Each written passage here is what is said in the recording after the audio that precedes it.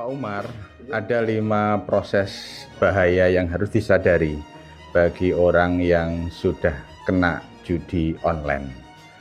Yang pertama, ya, bahwa judi itu candu. Judi ini akan bisa membuat orang itu ketagihan. Prosesnya awalnya mungkin coba-coba, main-main. Tapi itu karena menjadi kebiasaan, lama-lama pasti akan menjadi ketagihan. Ketika sudah menjadi ketagihan, maka ia sudah tidak mendengarkan nasihat kanan kirinya. Ya, karena untuk nuruti yang namanya ketagihan tadi itu. Kalau tidak melakukan, pasti ia akan gelisah. Itulah yang namanya candu.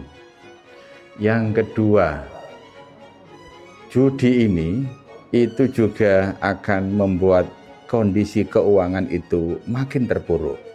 Pos-pos yang semula itu untuk kebutuhan, siswa harus membayar SPP-nya, jadi nggak terbayarkan. Suami atau istri ketika melakukan itu, yang semula untuk kebutuhan keluarga menjadi terganggu karena semua terkuras untuk membayar yang namanya judi online.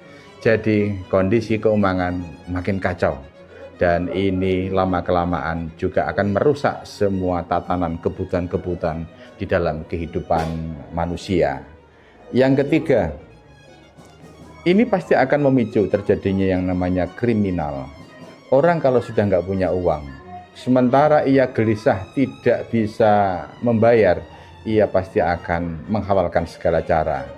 Mungkin anak mengambil uang orang tuanya, mungkin suami atau istri, ya, ia mengambil haknya yang semula harus dibayarkan untuk kebutuhan-kebutuhan keluarga.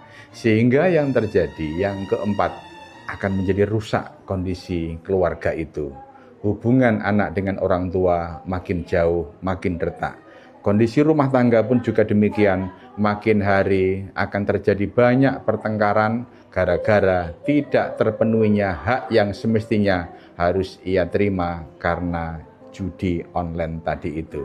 Sehingga sekarang wajar banyak terjadi perceraian gara-gara judi online, karena itu bisa mengganggu dan merusak kondisi rumah tangga.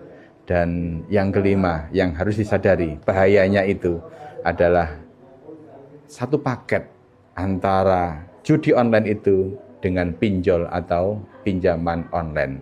Sekarang dengan mudahnya melalui HP orang itu bisa meminjam, dan itu awalnya enak, tapi lama-kelamaan ia akan kena kewajiban membayar bunganya, membayar uang pokoknya, yang akhirnya menjadi tidak akan pernah selesai yang namanya hutang atau pinjaman online.